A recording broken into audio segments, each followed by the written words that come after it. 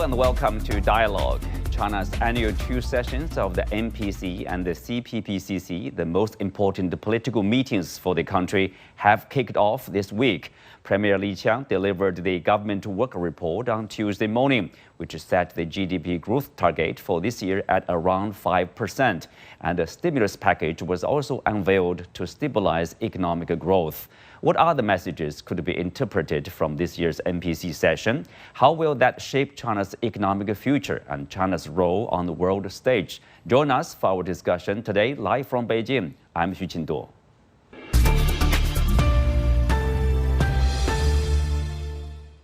Joining me today are Wang Huiyao, former Counselor of China State Council, David Mahon, Executive Chairman of Mahon China Investment Management, and later on, Professor Qian Jun, Executive Dean of Fanhai International School of Finance from Fudan University.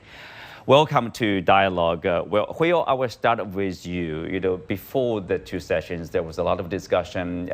People were expecting or realizing this year's two sessions are vital in terms of the China's future economic outlook and China's role in the global arena. So why they are so vital? How important are these meetings? Yes, thank you, Qingduo. Actually, this year the two sections are highly watched and highly paid attention to because for the last 2 years since China got out of the pandemic, last year there's a lot of speculation about China's GDP growth, but China actually turned out quite good result of achieving 5.2%. But of course, the base of the year before was a bit lower. So people see what are the expectation of this year.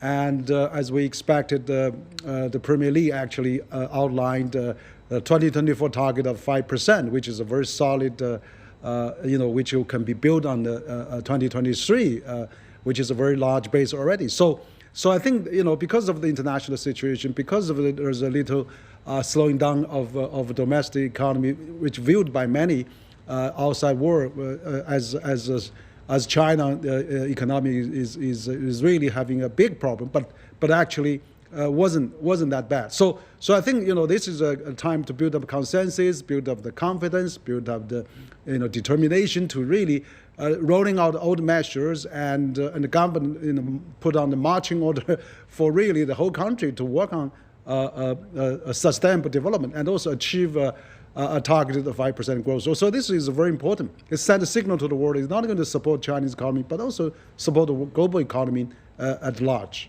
Mm-hmm. Well, David, let's take a look at this, goal of this year's economic expansion. 5%, around 5%, of course, could be above or below the number here. But that's, as Huiyao pointed out, is based on a large base rather than around 5% in 2023. So what do you make of this number, of these goals? The number is realistic. The Chinese government has many tools at its disposal which actually other economies around the world don't have. And we have to remember that the whole world is suffering from low consumption, low growth, and either a lack of confidence or some kind of confusion about where the direction of policy may lead any individual economy. So the Chinese economy, still interest rates are high. Those could be lowered if they needed to. Even the property sector, which has come under a lot of scrutiny globally, there are many means by which the Chinese government and the banking sector can improve the sector, because most Chinese consumers will spend about 60%, invest about 60% up front for their houses. This is a huge demand. In the US, it's about 6%. So without causing any instability, there are many things from a policies perspective that China can do to make adjustments. 5% is actually quite a realistic target. Mm-hmm. Huiyao, 5% realistic target, achievable target. But at the same time, you do hear economists, quite a number of them, before the meetings, have had a call for a more massive, ambitious stimulus package, so as to boost confidence and boost economic growth. But now we are seeing is the government is pursuing a rather moderate stimulus here. then what's the consideration behind such a decision here? Well, I think the government make a quite realistic target because China is already, in terms of its base, is already quite big. Every year China is adding more than Vietnamese GDP as a whole to its economy, even larger than that. Probably Australia every year added to its GDP. So because the base of the Chinese economy is already so large, and then maintain a high growth of 5% is already remarkable. It's better than what has been achieved in the US and EU and many parts of the world. And also, bear in mind, now the government is really talking about from high speed to high growth. So high growth means it will be more innovative, more digital, more clean energy and environment. So all those 5% of high quality of today is better than probably 8% of low quality in 20 years ago. So I think this 5% is still remarkable, and also apply that to the 1.4 billion people, and also consider that support 1/3 of global GDP growth. That's big stability forces for the global economy and global prosperity. Mm-hmm. David, of course, I feel people are expecting the Chinese economy, to grow probably as rapid as in the past, double digit or 8%, that range. But still, of course, 5% is really rapid for such a massive economy in terms of the scale. But then, as you earlier mentioned, property sector and other areas, there are challenges.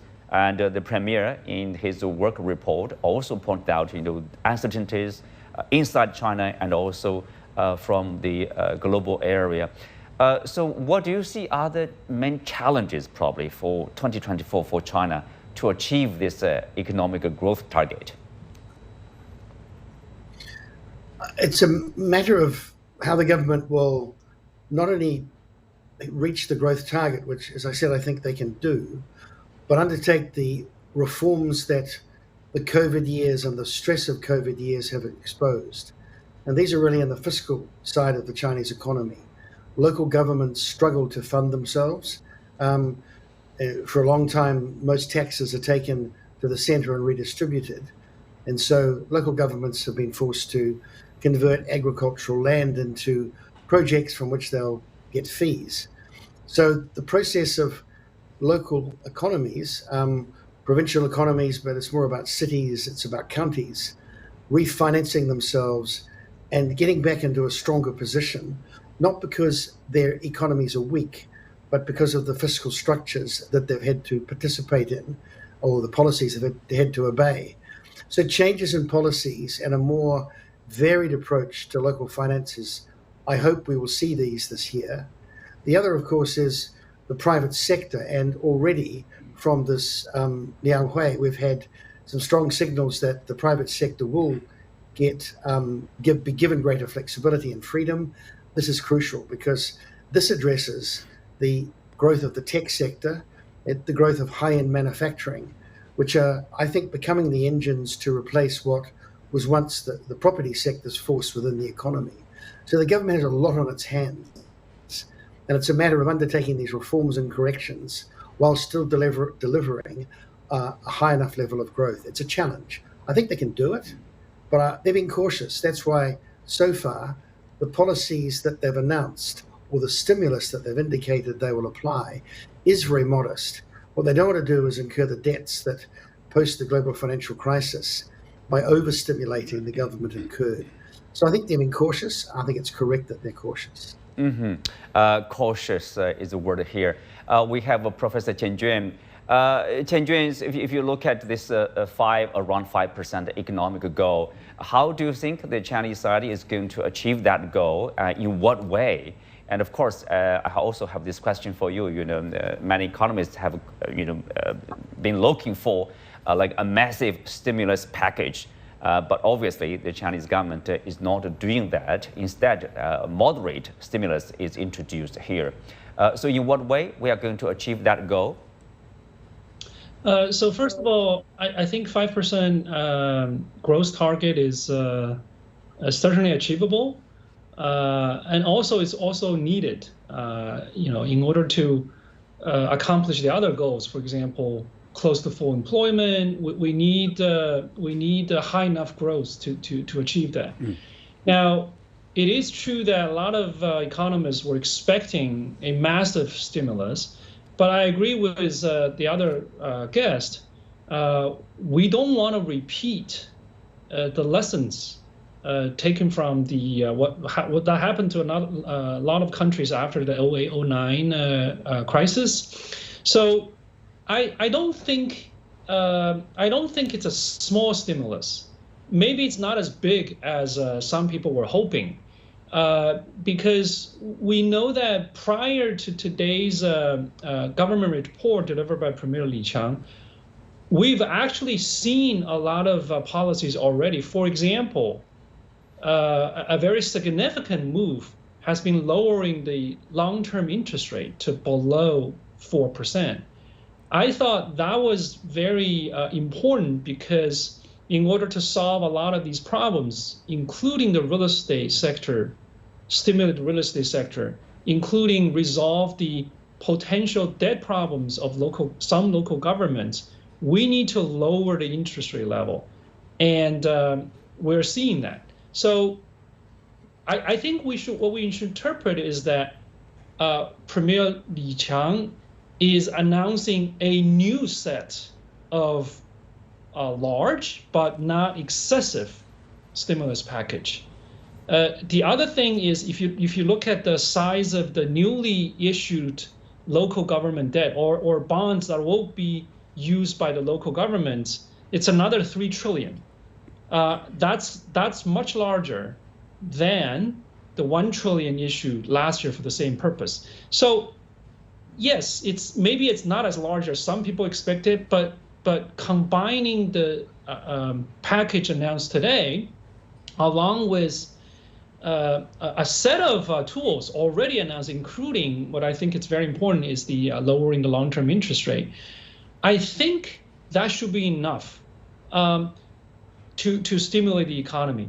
One thing that's very important in the process is that, and this is also mentioned, we need to make sure that the new policies will be implemented on top of the policies already existed, and if needed, we need to make sure that inconsistent policies should be taken off the table, and that's very important. We already talked about how do we stimulate the private sector.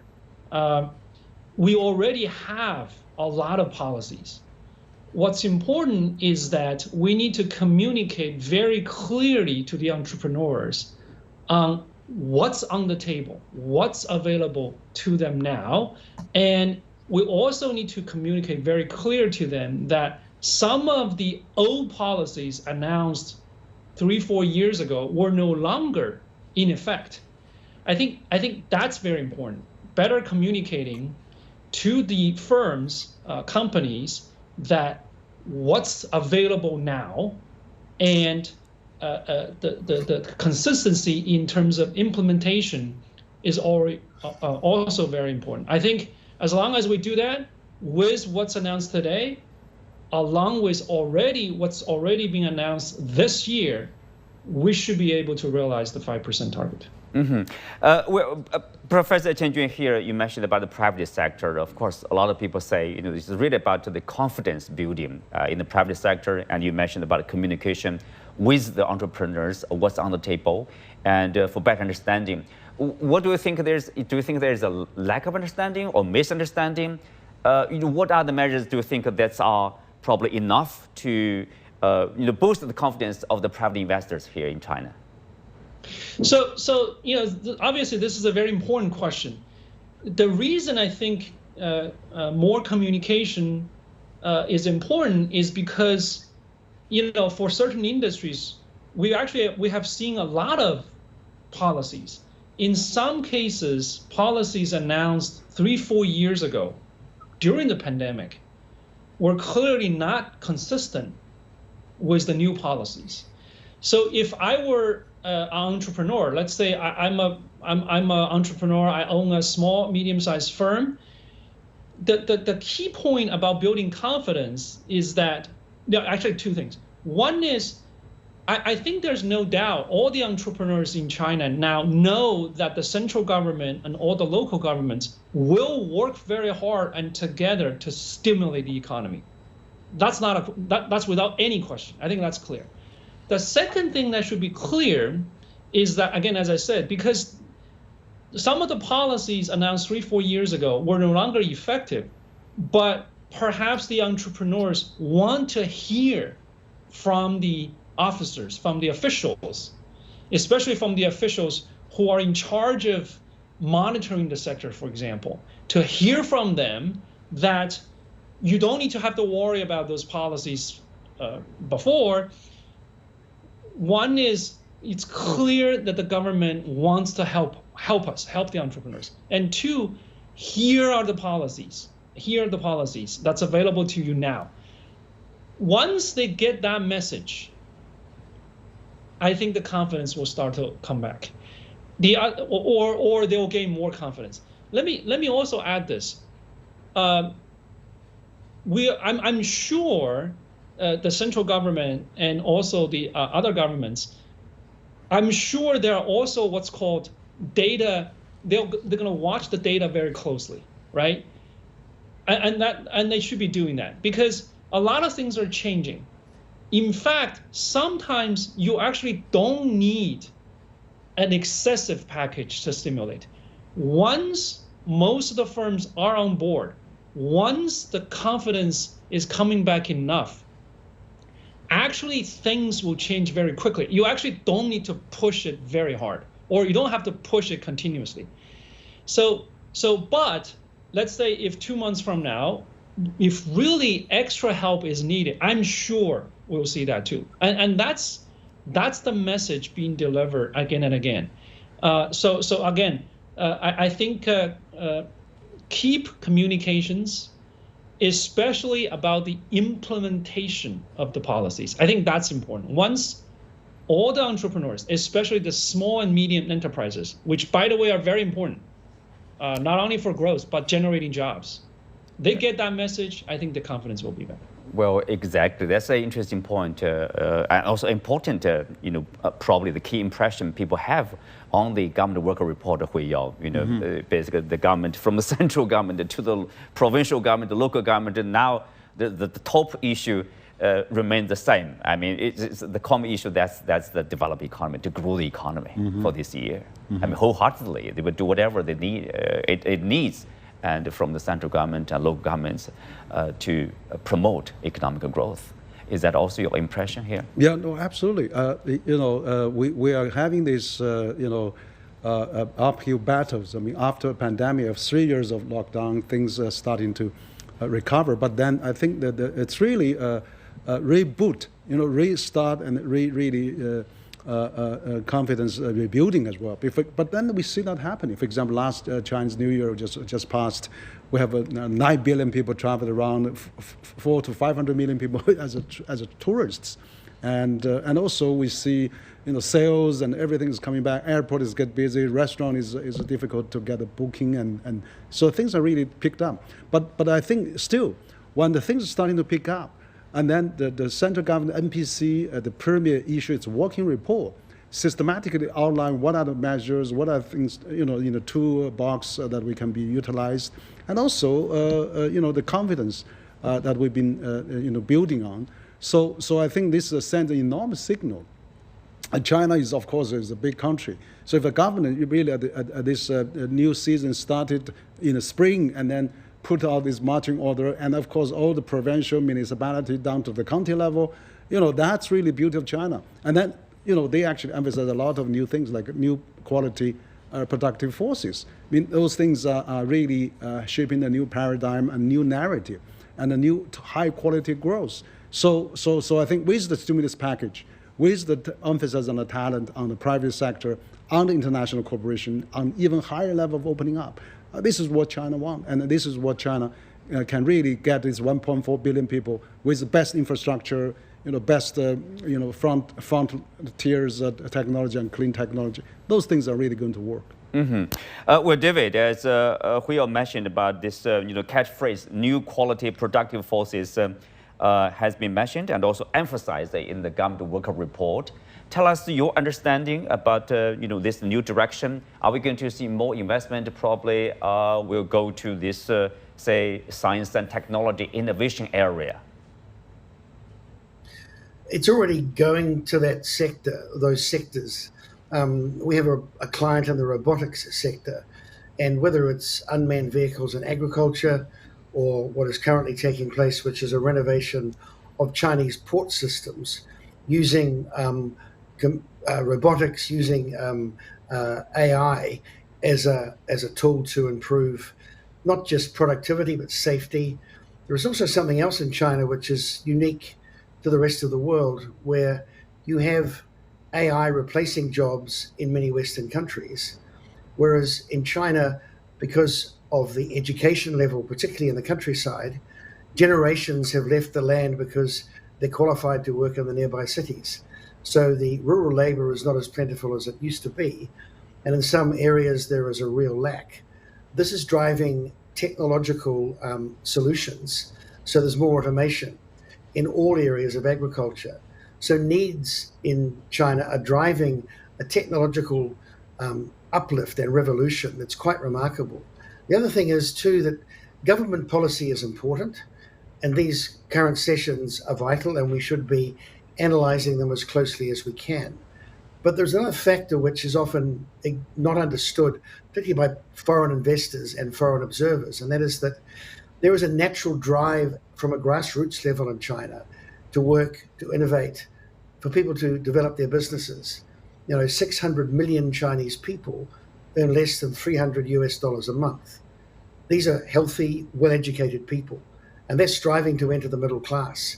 So regardless of some slowdowns or a depression in terms of, or a reduction in terms of consumption, these forces of common aspiration, which have been running since reforms began, are still very much in play. So policy matters. What matters most is the mass of the people just going about their daily lives and trying to improve them. And I think that's what I have great confidence in. We've got some good policies, but this other force will keep coming because it's a natural and unstoppable energy. Well, Qian Jun, of course, middle class, the consumption is one important factor in promoting economic growth, and as China transforming its economy from relying on investment, export to innovation-driven, of consumption-based economic growth model, consumption is playing an important role, but obviously it's not up to the point of being satisfied. Let's say the work report does say that will increase the demand of consumption. So what do you expect for 2024 in terms of increasing consumption here?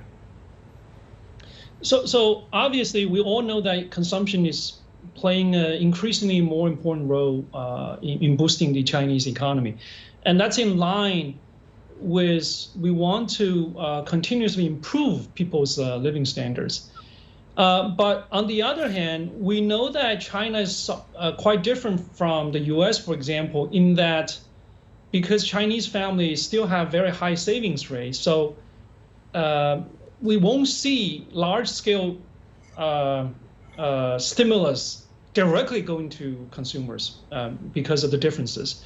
What I think it's going to happen, and it should happen, is that in order to boost consumption, we obviously need to boost individual and consumers' income, right? Especially disposable income. And actually, an important aspect of that is to keep helping small and medium enterprises, because they provide, stats says like 80% of urban employment opportunities. And that's why I said very important is to get most of the small and medium enterprises' confidence back, because if their confidence is back, they're willing to invest for the future. And as the aggregate economy fully recovers, their cash flow, their finances will also improve. And with that happens, the income level, the labor income level will go up. and that will enter a very favorable cycle. I think we should be able to see that more than last year. That with millions of these SMEs recovering, confidence back, that will help millions of households to get their income level going up more, and with more certainty down the road. I think you will see consumption pick up even more, and that's gonna in turn help economic growth. Well, Huiyao, one also important policies measures actually has been announced in the work report. That is China to continue basically deepen the reform and opening up. For example, China is to lift all the restrictions to foreign investment in some areas in this manufacturing sector, and also improving access to the medical services and also telecom services. What do you make of these moves? Well, I think those are really very necessary, and people are expecting more. I think China is, even probably shorting its negative at least. But I see this also. Premier Li actually mentioned today, the urbanization rate is now about 60.6%. We have to get 1% higher now. But I think we still have a lot of potentials. For example, out of the 66 or 67 urbanization population, those who have a hukou and really truly blended with the local benefit system is only about 45, 46, 47%. So we talk about 300 million migrant workers, still working in the cities. But then their household land is idle in the countryside. So if we can really somehow have more liberal policies to stimulate the transaction or circulation of the household land, that would be huge, down payment for the 300 million migrant workers to buy the property in secondhand in the big urban centers. So you talk about those newly stimulus that China could use to stimulate the economy and deepen the reform. If the city residents can get low cost flats in the 90s, which created 400 million middle class, why can't the farmers, 300 million farmers, get their household land on the sale and then get the down payment in the city to upgrade their living in the city so that they can bring their parents. So we don't have 9 billion people travel around during the Chinese New Year. People that are really, I think this is really big forces that can stimulate the Chinese economy. The huge potential there. David, just 1 minute left here. Of course, what do you see are the opportunities, for investors, both private investors and also investors from overseas here in China in 2024? The fact remains China is the one true growth economy in the world.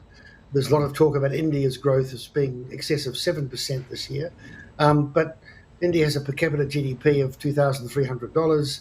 China is $20,000. There's no question that this is the country where real growth from real dividends, real returns from investments can be had even within this calendar year. So I think the profile is pretty positive.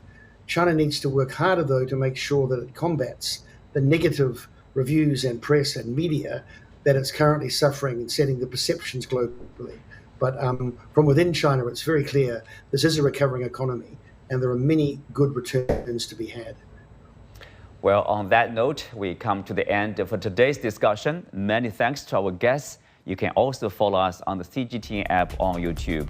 Thanks for being with us. See you next week. Or next time, tomorrow.